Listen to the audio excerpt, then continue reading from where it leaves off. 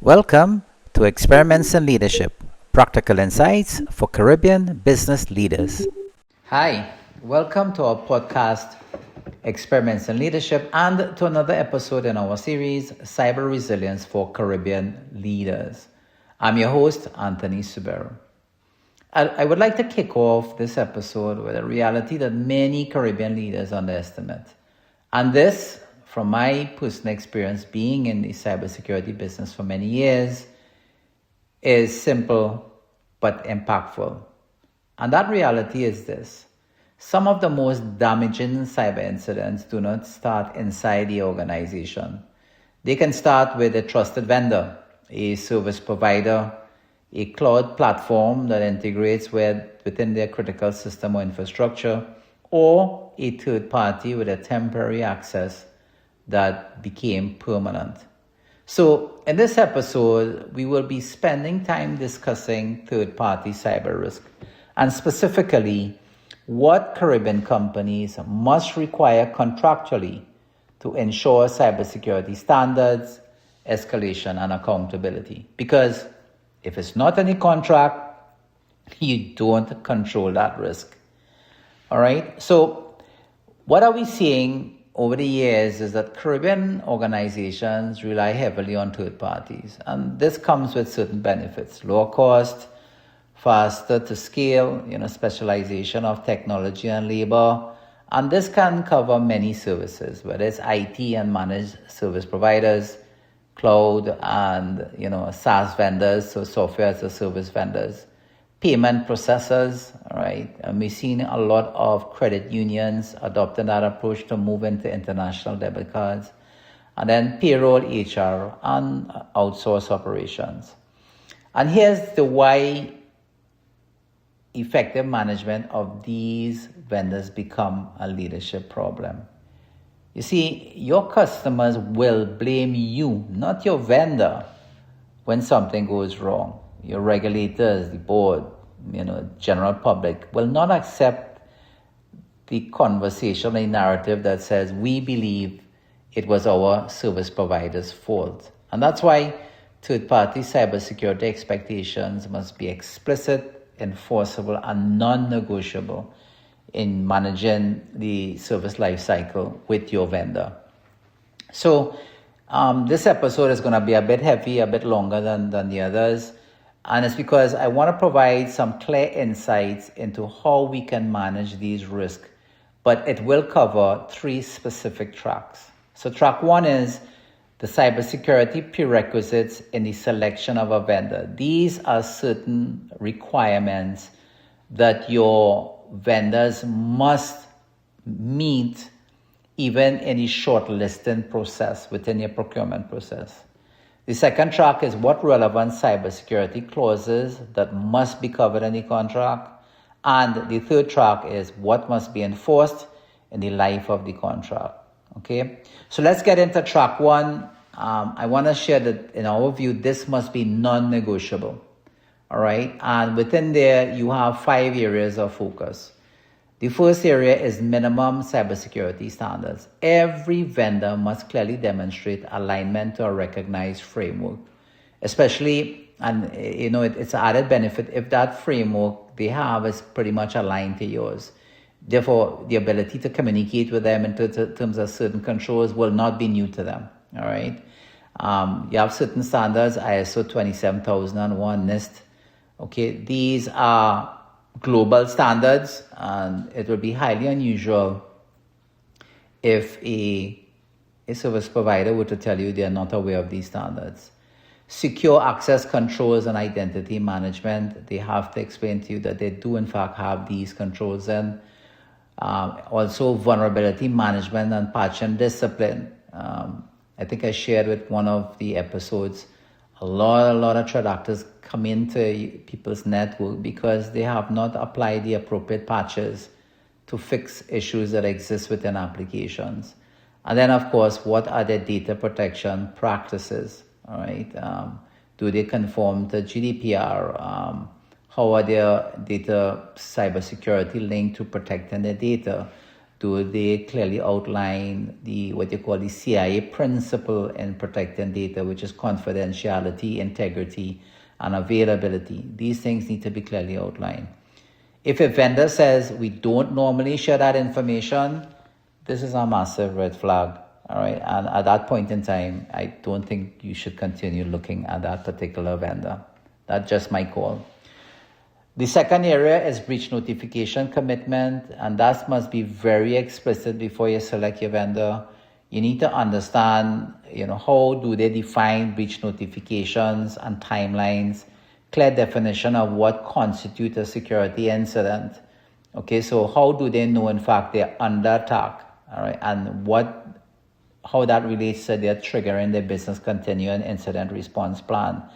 Name escalation contacts, not just a generic inbox. So you need to know specifically a person and a contact information and not a job position.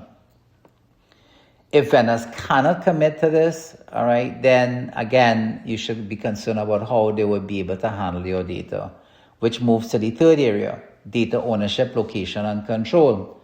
All right. Now, when it comes to data, this one is, I mentioned to you the others are non-negotiable, but this one is très important, right? This is extremely important. Okay. You need to understand who owns the data. All right. So it's your data. That's clear. But once it moves into the cloud, all right, and especially if it sits in another jurisdiction, we need to be clearly understand who owns that data and how that data is basically stored and controlled. All right. Who can access the data? Data privacy requires a clear definition in terms of how the data is going to be used. You need to make sure that is in fact enforced. And then, of course, what happens at contract termination? How would the provider decommission the service, but importantly, how do they destroy that data? All, I would say, mature service providers must have what is called a data management policy. And that policy needs to clearly define how they go about destroying the data. Normally, it's 30 days after the termination of the contract. You have to negotiate with them whether or not that 30 days, in fact, is valid for you. And once it's destroyed, they issue what is called a destruction certificate. All right. In the Caribbean, cross-border data handling requires regulatory and reputational risk, especially in finance, healthcare, and government-linked entities. The fourth area is right to audit. Before you sign, if a vendor refuses audit rights during selection, again, this is a red flag. Audit rights don't mean constant disruption. Your role is not to go in there and be an internal auditor, but your role needs to ensure that they align to the clauses and the standards that you want them to enforce during the life of the contract. So that means that you need to stipulate very upfront in your selection process what you expect. All right, and that is the ability to validate controls, getting independent assurance when required, and clear visibility in terms of how they operate within the cybersecurity. If you have no audit rights, then ultimately you don't have any assurance or the capability to go in there and evaluate what they're doing. And the fifth area in this track is incident response and cooperation expectations. Before selection, you must ensure, all right, that your vendor agrees to support your investigations. And these are basically, I would say, service providers that are constantly integrated into your supply chain or your service delivery or anything that interfaces with the infrastructure. All right. So they have to support the investigation. They have to preserve evidence. All right. So if you're under attack, they cannot just, and we've seen this where we cannot find the logs on our side. It was an error. The network officer deleted those logs. Those are things, raise red flags.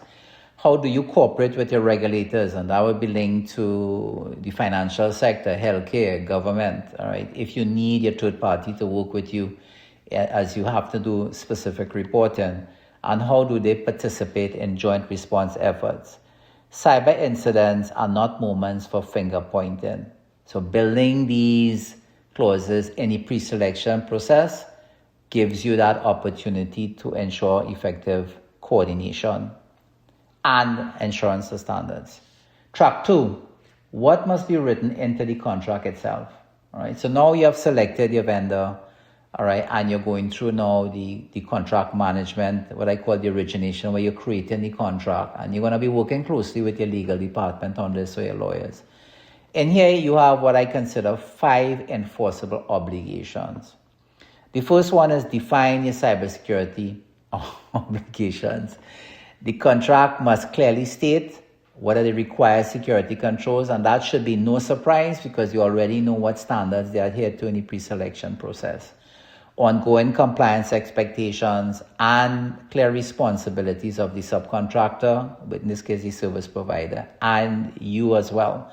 I always recommend you make a clause very clear with the service provider that in the event that they in fact bring in subcontractors in relation to delivery or service, one, you need to approve that, whoever that subcontractor is, and two, that subcontractor need to adhere to the same policies and controls that you would have defined up front in any selection process. So no service provider can just bring in a subcontractor during the life of the contract.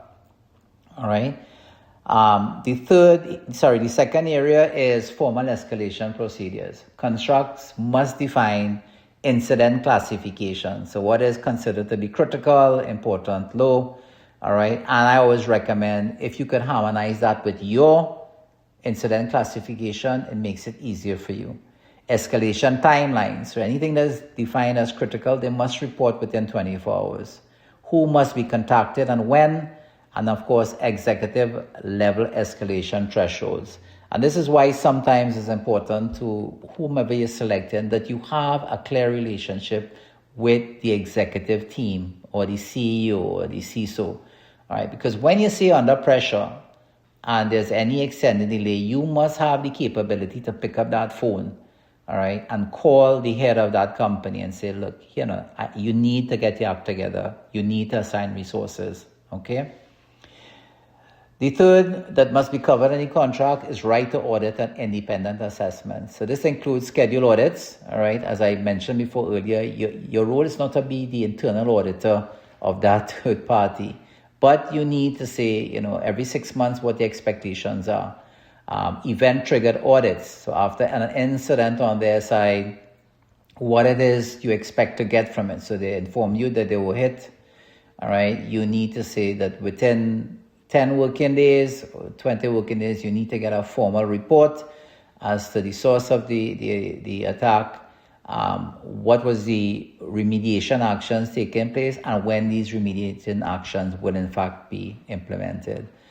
Access to independent assurance reports. As I mentioned to you, many service providers adhere to certain cybersecurity standards, ISO, NIST. To maintain these standards, they need to do what is called annual accreditations. You can, in fact, ask to get copies of those accredited reports or accreditation reports to see where they sit and what are the issues identified in that particular audit. And, of course, what are the remediating obligations within that report. Always remember, audit rights protect your leadership credibility. Okay, so again, a lot of people feel it's an IT issue. It's not. Okay, it protects your leadership credibility and how you effectively managing the risk within your organization. Number 4 is clear liability and responsibility clauses. All right, that talks about responsibility for negligent security practices, obligation to support recovery, and then cost allocation for investigations where applicable. Because if at some point in time there is the possibility that the breach may have been originating from the service provider, there need to be some agreement in terms of how the investigation, the remediation, the containment, all those things are priced and cost and allocated and shared. Okay, and then number 5 is exit termination and data return clauses. Contracts must cover secure data return or destruction, evidence of deletion, and continued incident cooperation post-termination. Because sometimes you may have certain activities or tasks, especially it relates to customers, that even though the contract ends, it requires you to continue a relationship with that particular vendor until that particular customer request or service cycle ends. All right. All right, so now into the third track, what must be enforced throughout the life cycle of the contract. All right, and here we're going to talk about the areas of regular security reviews. Remember, we talk about that in the first track. We talk about make sure it's implemented in the second track. Now we have to now conduct our reviews. So that involves annual or periodic assurance reviews, updated risk assessment based on findings, and then, of course, in that regular security review, you have to get from the vendor when specific findings will in fact be closed. Ongoing incident testing, all right, and that involves working with that provider in terms of tabletop exercises, all right, relevant to your incident response plan. So, for example, if you have managed services for critical environment, and again, God forbid you were breached, or you potentially could be breached, and you need to work with this particular provider to understand how you're going to bring back up your services. All right, they need to work with you constantly in your tabletop exercises. We also recommend that most mature service providers will in fact have their own incident response plan that they will in fact test periodically. So you can in fact ask them for a copy of that report. All right, and then of course confirmation of escalation readiness. Okay, so you need to make sure in part of your tabletop exercise that you trigger the escalation process, you contact the person that is there, the number, all right, and await a response within a specific time that would have been defined in the contract. What I've learned many times is, one, people don't practice the incident response plan through the tabletop exercises, and two, many service providers where you would have had an initial contact information, that person no longer in the organization. So when you try to reach out to that individual, they're not there. So you have to periodically assess and ensure that the information you have is in fact correct and effectively tested. And the other area in terms of the managing the life cycle of the contract is change and scope management.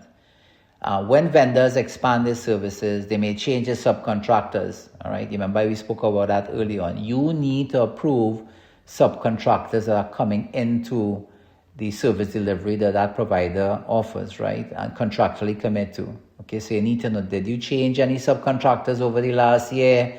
All right, and if the answer is no, you're fine. If the answer is yes, you need to understand, well, one, why does it then come to me for approval? Two, what type of standards they maintain that are basically aligned to your own expectation. And then, of course, did they change any type of data repository location? We have had a situation once where we were working with a particular customer, and they basically had the data being stored in Canada, and for business reasons, a service provider, they moved that data to India. Now, the customer was not aware of that change, all right? But that has serious data protection regulatory requirements, all right, that the customer needs to be aware of, right? And whether or not it breaches any type of data privacy from a context of legislation. So that's extremely important, okay? And then the other area is audit follow through, all right? And that is based on audit findings. Understand that, again, once any issues have been presented, you need to go back, all right, and understand where you are with your remediation. Have you closed out these issues? Does this present a different risk profile? Because those findings must go into your risk assessment process, right? That can in fact have an increase in your risk exposure, all right? Audit findings without remediation basically means nothing. All right, contracts should require timely corrective actions. All right, so I share the three tracks, but I also want to share some blind spots that I have seen over the years. So I want to offer some advice to the Caribbean leaders in terms of what we must stop doing as it relates to third-party providers. The first one is accepting weak clauses to move faster. Many times I've seen companies, because everything is time sensitive, they just engage in the contract and then they say, okay, we're going to fix it later on. It doesn't happen. Make sure you establish these standards up front. All right, treating third-party cyber risk as an IT checkbox. Okay, we're not gonna spend time with there because I already shared with you This is a leadership business issue. Assuming long-term vendors are low risk. Now this one, we've been involved in certain cyber attacks, and when you're talking to the business and you say, what's the possibility of this coming through your provider? And they will say, no, we've dealt with these people many years, In fact, I've heard a chairman say that, I know these people personally, and I don't think this will happen. That is not the case. All right? You have to assume, if you remember our zero trust, always verify principle, you have to make sure that all your vendors, whether it's short-term, long-term, adhere to your standards. And then, of course, a lot of people enforce these audits in their contract, but they don't do it because they feel it's intrusive and it's going to impact the relationship between the vendor and you.